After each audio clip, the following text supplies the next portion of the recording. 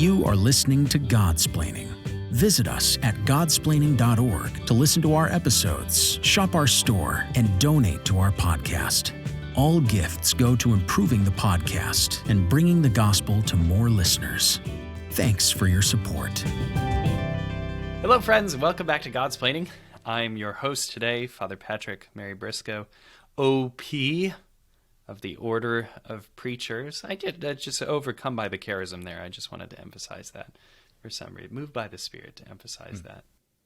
I'm joined today, He's making faces at me. I'm joined today by Father Joseph Anthony Kress, also OP. Thank you. OP. You're down with OPP. Hello, Father Joseph Anthony.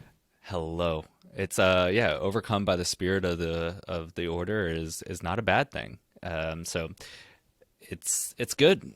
It's all good. Love and life down here in Charlottesville, and just trying to make it through the semester and kind of gearing up for the summer now. So we'll get into a lot of that kind of stuff a little later on in the episode. But actually, I mean, like the kind of pitter-patter at the beginning is pretty much the substance of today's episode, because we're kind of in the same situation, right? With respect to what we do, in that Father Joseph Anthony and I are both university chaplains, college chaplains. And so right now in the spring, about this time, everyone officially starts to lose their mind. Yes. Like even 100%. Even everything's always crazy on campus because it's just college and that's just how it is. But now I feel like the intensity, I mean, that's part of why I love being a chaplain, right? Just injecting the voice of Almighty God into the chaos. But from my perspective, the intensity of the chaos has certainly ramped up. I don't know if that's your sense of life right now.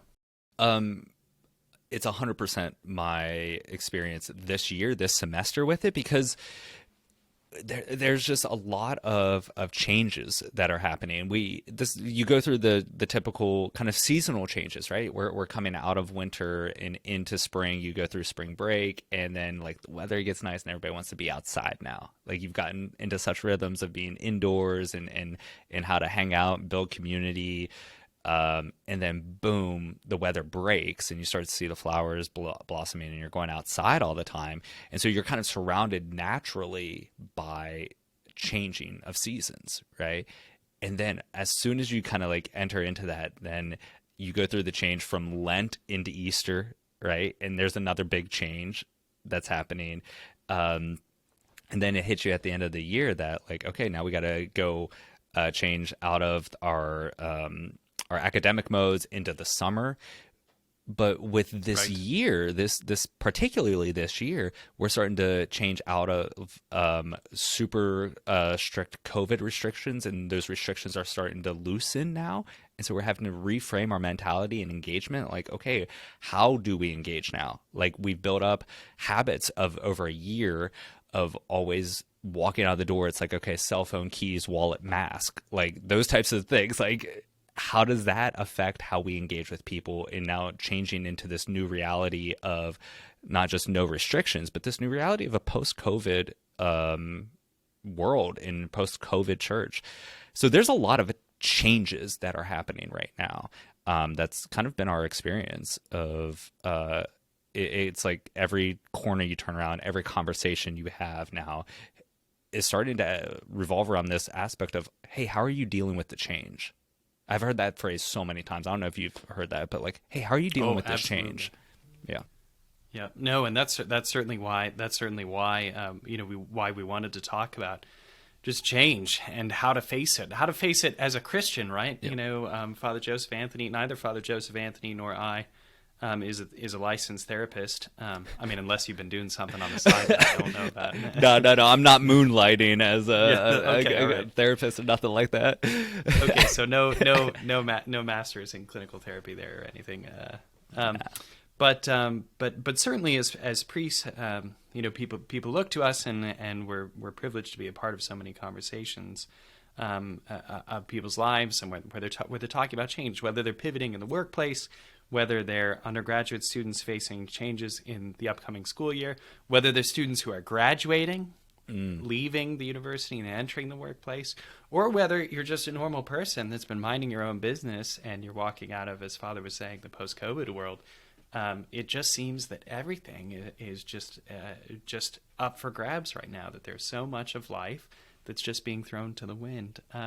So as Christians, of course, we want to face this first, not from our perspective, but first from the perspective of God. Yeah. That's the whole idea of the podcast, right? We want to be speaking about the God's eye view of things, Godsplaining. We're going to be talking about God. So this is totally on brand for us, right? Just right away to say, like, how do we deal with change? God doesn't change. Look to God first. There it is. Look to God. So here we are, talking about this important and absolute metaphysical principle, which is contested certainly by some theologians that want to believe that God evolves. This is very problematic for lots of reasons, but of course we believe that God doesn't change. We can think about that beautiful verse from Hebrews that declares Jesus Christ is the same yesterday, today, and forever. And as a young man, that verse was seared onto my heart, because that verse, as many of our listeners might recall, was the motto chosen by Pope St. John Paul II for entering the new millennium.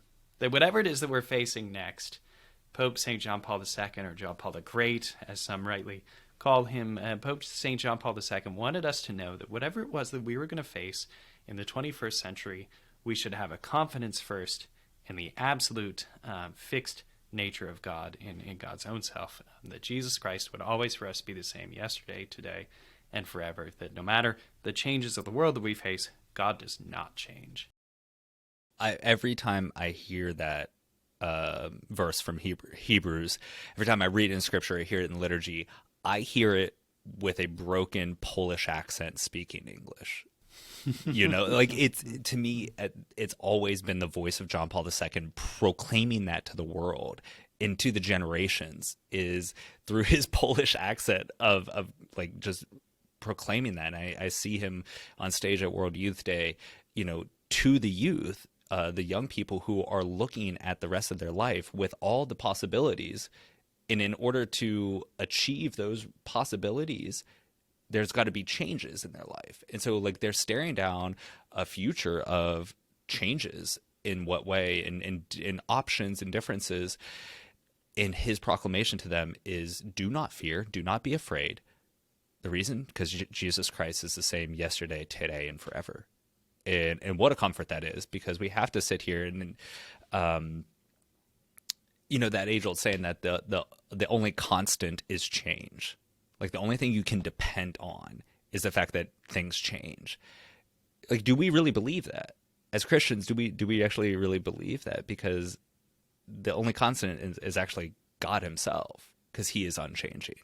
And right. We make that proclamation not just because of the metaphysical realities of attributes of God who is unchanging, but also because the understanding of Christ entering into our lives as fully God and fully man, that it's this specific man, Jesus Christ, who is both God and man, who allows us to enter into that unchanging aspect of God. So right. We actually don't live our life by the only constant is change. There's something higher that we are actually invited into, and that's the divinity himself. Right. Yeah, that's right. That's well said, and a great reminder, to our listeners, right, of Christ being this entree for us into the deepest mysteries of love that are God's own, that comprise, some of the highest things, some of the highest ways that we can speak about God, right? Because the risk is, if we say, oh, God doesn't change, people might hear, oh, Christians think that God is static.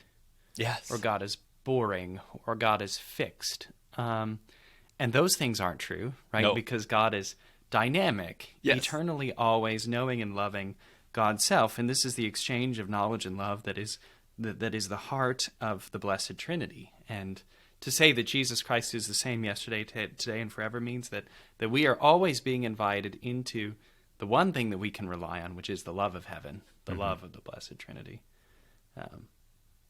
I don't know. Do you have any follow up on that before? No, we move on I to mean, the next point. I think we can move on to the next point, but like that is the beauty of this proclamation. So if we know that God doesn't change, again, another consequence, or I should say another risk then, another temptation would be to say like, oh, God is satisfied in himself. God is fixed, complete, whole in his own entirety. And that's true. God does not need us. This is the great mystery of creation, that God would choose to love us and out of his mercy create us so that we might share in his happiness. But this is just it, precisely because God has chosen to create us, God has chosen to show his mercy, to shine his mercy upon us. God will always do that. God will never abandon us. That I think is the next key. It's, even though God himself does not change, right? He doesn't ignore the changes that take place in our life. And so I think we're going to get onto this a little later about the differences between God's relationship to time and our relationship to time and whatnot. But he doesn't ignore or overlook our experience of change. And so the beauty is he doesn't stand on the sideline as a spectator, just watching things play out. No, he actually enters in his promises to us. And this, we can look throughout all of salvation history, is that the number one thing that we kind of learn from all of salvation history and into the incarnation itself is that God will not abandon his people. He won't abandon. Constant promises of his presence, his love, his constant guidance, his desire to be one with his people, so much so that he even sent his son to die with us die for us so that we can be with him. And even though we go through these experiences of change, and God himself is unchanging, he doesn't abandon us in our change, because that's the difference between us and God is he doesn't change and we do change. So how can this happen? Is he actually refuses to abandon us even in our changing lives. Right. One of the verses that I find so consoling, where God is revealing this to himself, God is telling us this, assuring us of his constant love, comes from the book of Deuteronomy. So it's Deuteronomy chapter 31, verse 8, where it's written, "The Lord himself will lead you and be with you. He will not fail you or abandon you, so do not lose courage. Do not be afraid." Yeah. I mean, it's a very consoling thing to hear these words and to believe them, to profess them with confidence, that God will lead us, that he will be with us, that he won't abandon us, right? So I want to now kind of explore that and stretch this out just a little bit, right? So not only does God not abandon us, he remains with us, but he actually leads us. Father Joseph Anthony, can you say a little bit about God's providence as our guide through times of change? Yeah, this is where the Lord continually takes us deeper in this mystery, right? Not only do we find out that he's unchanging, not only do we find out that he will not abandon us, not that, wow, almost I got real quick on there. He himself is unchanging. He refuses to abandon his children. But then the third thing is actually he goes one step further, is that he becomes our guide through these changes. He becomes our kind of navigational beacon through the turbulent waters of this life. And I think of the two kind of scripture quotes that come out to me is the 3rd chapter of Ecclesiastes, where he's like, there's a time for everything, right? There's a time for sowing and there's a time for reaping.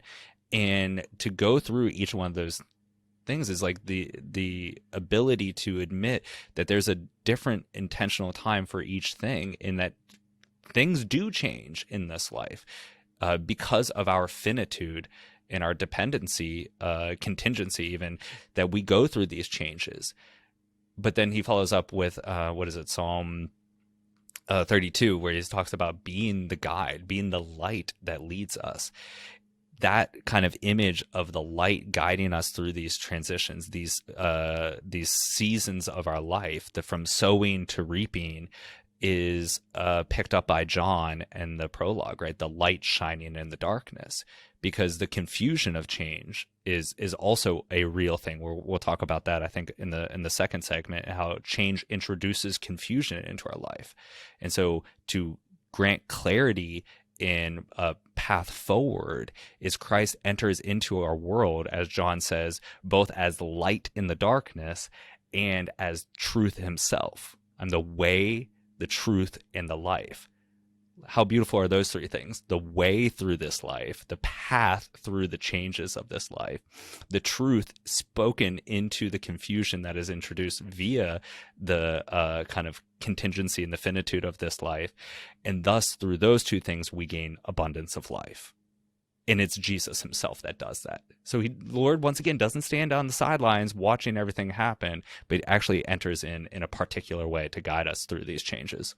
Yeah, so I mean, it's precisely that, Father Joseph Anthony, that's so important, right? That we as Christians understand that it's God's divine providence that's leading us. Which means that we can have a real confidence there. That when we take a chance on something, or when we're bearing something that's a great suffering for us, as Christians, again, as people of faith, we look to God, knowing that for whatever reason, this is what He wants for our lives, and that we should have a confidence in Him, in His love and His mercy. To be working this out, recognizing that this is His will, and that we're being led deeper into the mysteries of His life and of His love. Okay, so with that, let's take a short break, and when we come back, we're going to be talking about a little bit more of the nitty-gritty, a little bit of the practical, how we've handled change in our lives, and how we recommend that you handle change in yours.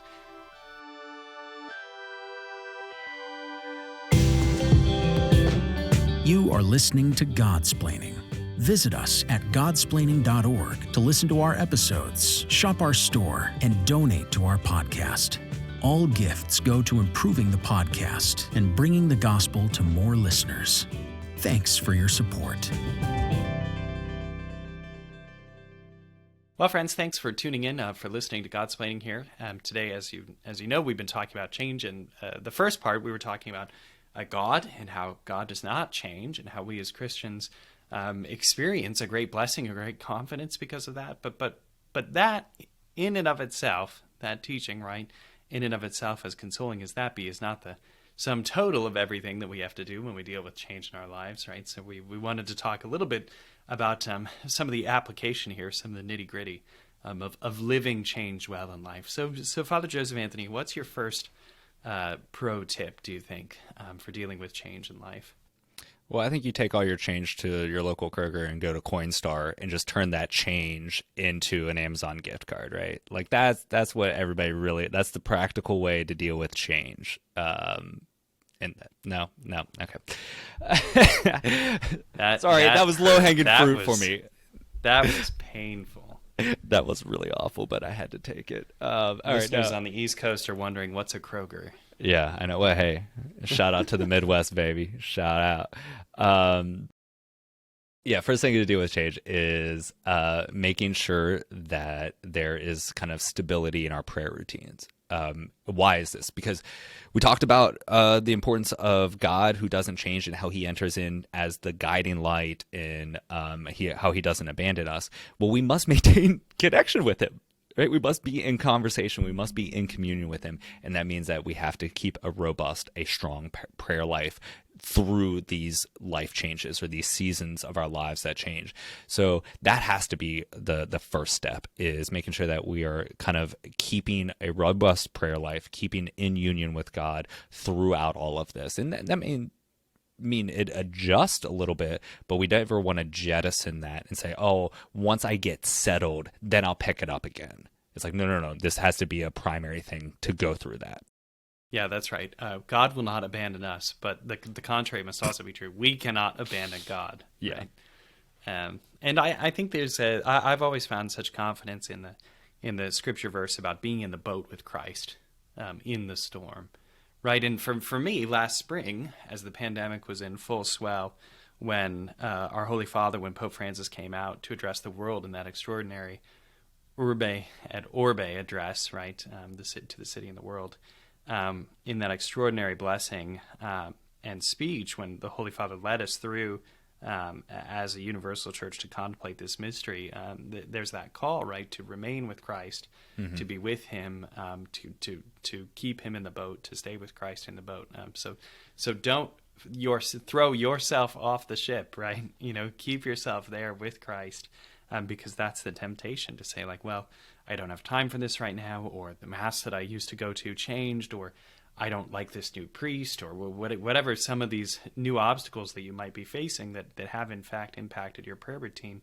You've got to figure out ways around them and persevere, because those obstacles by themselves, in their own nature, should not destroy your interior life, because your interior life, as Father Joseph Anthony was saying, is built on God, not on the kind of finite, inchangeable things of our experience of the interior life on this side of eternity. So we have to have a confidence, a real perseverance, despite that. Okay, so another thing that I think is very important after that, right, is just being able to acknowledge, perhaps, that the time for something has passed, right? Yep. So it's okay, for example, if you're graduating from college, to grieve the loss of college life. College is great. It's fun to be a student. It is. And adulting is not great. No. Living in the real world with real world problems is complicated. Now, you could become a Dominican. I recommend that to many people, and then you can live a kind of hybrid version of adulting and student life your whole life. But it's right to recognize sometimes that a moment has passed, right, and there's kind of a mourning or a grieving that goes along with that. I think one of the things that is very, very helpful is, like, good things can come to an end, right? Something that is very, very good, and when it comes to an end, that doesn't take away all of its goodness. And stepping into that and admitting that, hey, this is good, but this only lasts for a certain period of my life, and I need to move on from that. In order to do that, we kind of have to grieve the loss of a good, so that we can move on and be able to receive something else that's new, right? You have to kind of let go of that so that you have an open hand to receive something that's good in the next stage of your life, or the next place, or the next whatever it may be. I see a lot of times that people see something that is so good for whatever period of life. Like, let's use college, for example. The friends that you had in college are so great, good friends, that you want to hold on to them forever and never let go, and never admit that, like, you're in different stages of life now, you're in different places, and maybe this friendship adapts, but they never want to let go of that. And that actually holds them back and doesn't give them the ability to grieve the goodness of that. And it doesn't, allow it to actually have the glory of what good it was for that period of life. But because you hold on to it so tight, it starts to kind of, fade away slowly, and then everybody kind of feels guilty for not being the best friends ever, or you're holding on to something so bad that you actually sour it, and it turns it raw or wrong in a sense. So having that opportunity to actually step into something and say, like, I'm going to grieve the loss of something good because it was good for me, very, very good for me, but it's come to an end and I need to move on from that. Unless we actually identify that, intentionally look at that, it can hold us back from the ability to receive the goodness of whatever is coming down in the new stage of life, the new phase of our life that we're in. Yeah, that's right. And I think for that reason, right, Father, it's not always the most helpful thing to say, like, oh, look to your friends to help you through this time, because a lot of times those are the relationships that are changing, right? And so we have to say something more like, look to or seek support from people who are facing similar situations, or seek out and rely on mentor relationships, not just that dynamic of peer relationship. Especially for people coming out of college into the workplace, but also anyone that moves, right? Proximity affects friendship in a real way. That's why the university is a learning community, why people come to live together at the university, because there's so much going on in the life of study beyond just sitting on a Zoom call. And so we have a sense of this, right? People know this in their heart of hearts. And that's also why it's a bit tumultuous to leave, because you've been part of an intentional community, an intentional learning community for so long, to leave that behind can be very difficult. So allow those relationships, as you were saying, by extension, Father Joseph Anthony, to allow good things to end, if they must come to an end, to allow some of these relationships to end, to leave them well, and to let them be what they were in life, and to look back on them with joy, not with sorrow for having ended, right? But with gratitude for having known it, gratitude for having loved. That's man, maybe we can do a whole episode. I have a whole theory on like really the 5 people you need in your life, and they're all kind of based on these different relationships that we have. And part of that is actually looking to each one of these individuals as like mentors. Right. And we live, we both are working in universities context in college, but like relationships are actually all because of accidental proximity. That's it. Like there's not a lot of intentionality here.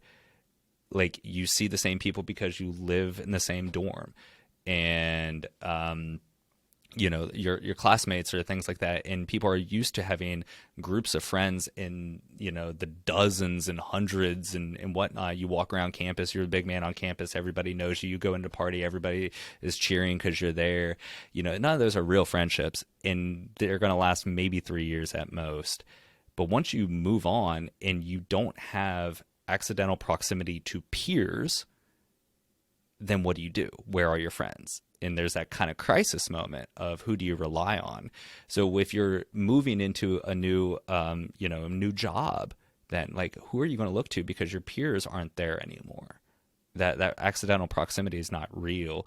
And so seeking out individuals who have gone through similar transitions in life or similar changes as a mentor to say, help guide me through this. This is what I'm going through. Like, what should I prioritize at this time? Like, right. Okay, should I prioritize, figuring out how much to budget for meals every day? Or should I prioritize like where I'm living for the next, 3 weeks, and helping people to go through that is actually more based on mentorship in somebody who has experiential knowledge akin to what you are, what changes you're looking for, and to be able to seek that out and not just rely on proximity or anything along those lines. Peer-based relationships, I guess I should say.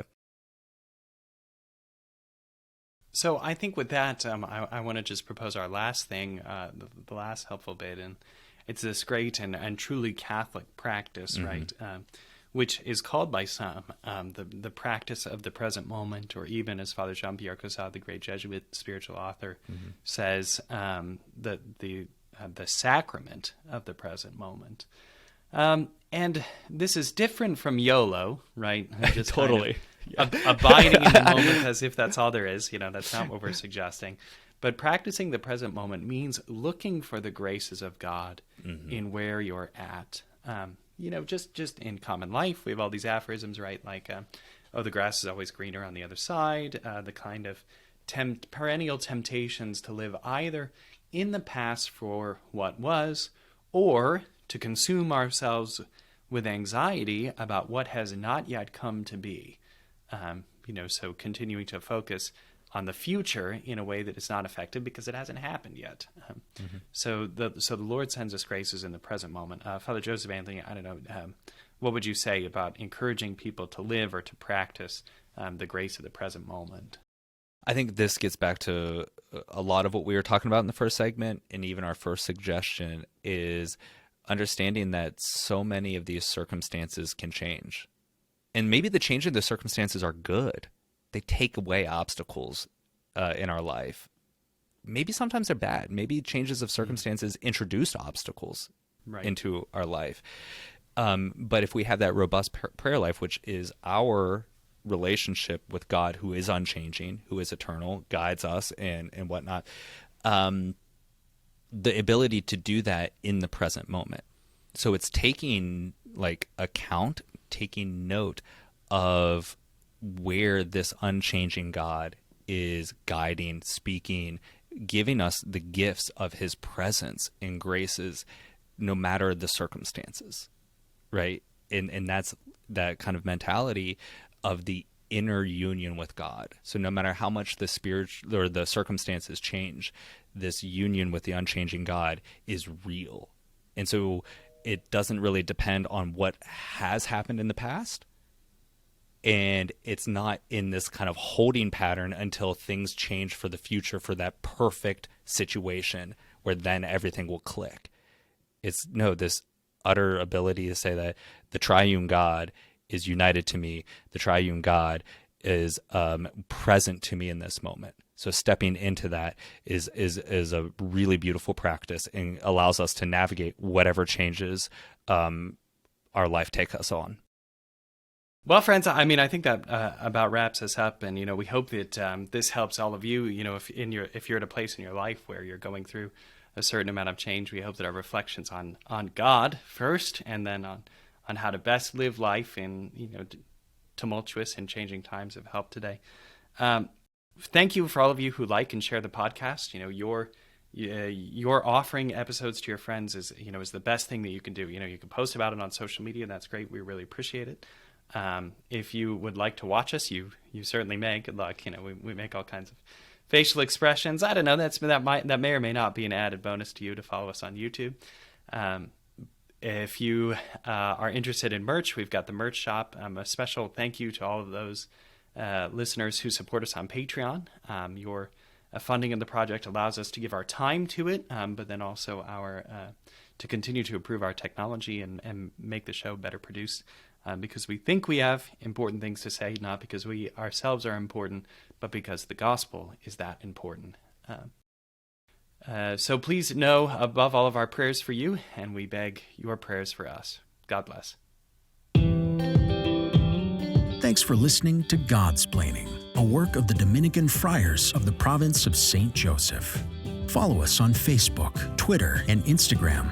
Leave a review on your podcast app. And visit us at godsplaining.org.